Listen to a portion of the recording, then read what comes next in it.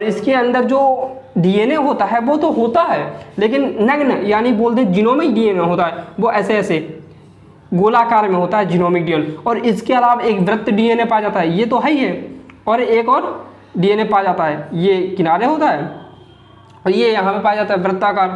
तो in DNA के बारे में हम आगे पढ़ेंगे, ठीक है। अभी हम ये देखते हैं कि इसमें अंतर क्या क्या होता है।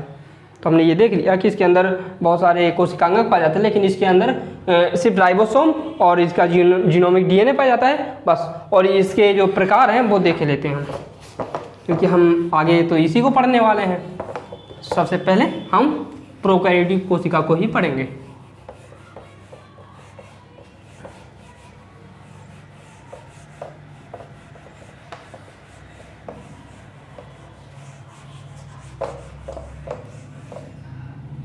तो ये प्रोकैरियोटिक कोशिका की बात करते हैं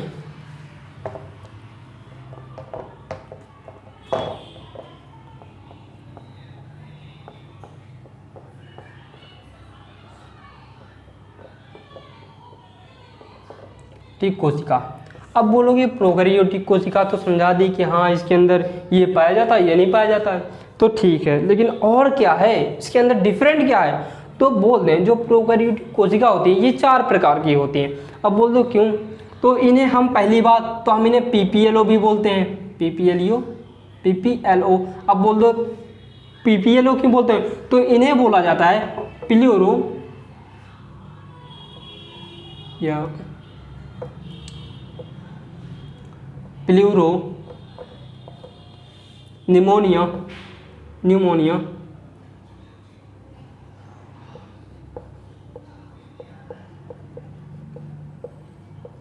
समजीव,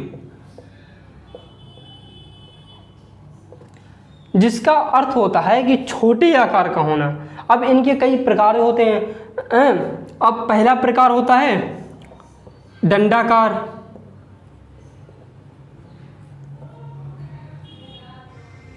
जिसे हम बेसिलस भी बोलते हैं, इसकी भाषा में वैज्ञानिकों की बेसिलस। फिर होता है छड़ाकार,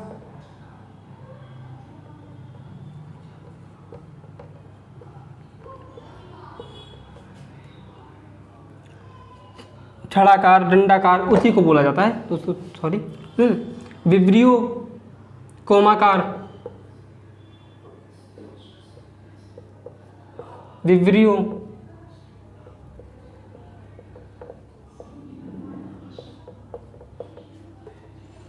कोशाकार,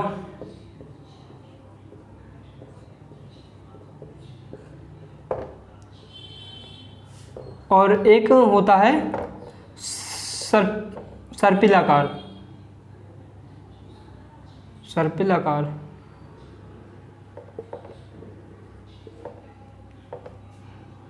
काल, ये क्या होते हैं? 4 प्रकार होते हैं हमारी इस कोशिकाओं के, जो कि बैक्टीरिया में ज़्यादातर होते हैं। ये इतने प्रकार के क्या होते हैं? बैक्टीरिया होते हैं। अब हम बात कर रहे हैं तो जी पूरे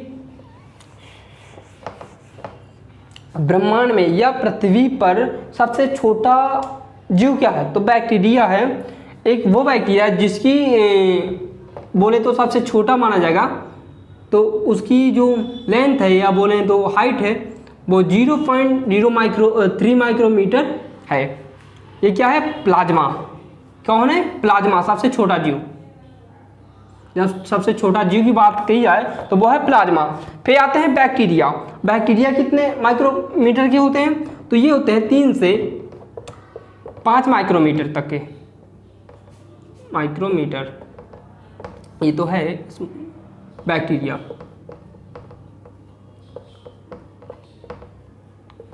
अब बोल दोगे सबसे बड़ी कोशिका कौन सी है? तो वो होती है शुतुरमुर्ग का अंडा।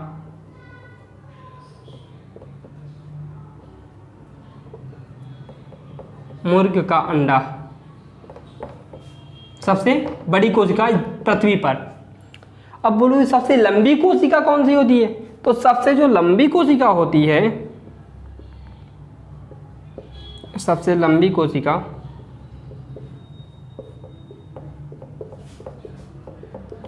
वो होती है हमारी तंत्रिका तंत्र की कोशिका। तंत्रिका तंत्र ये होती हैं।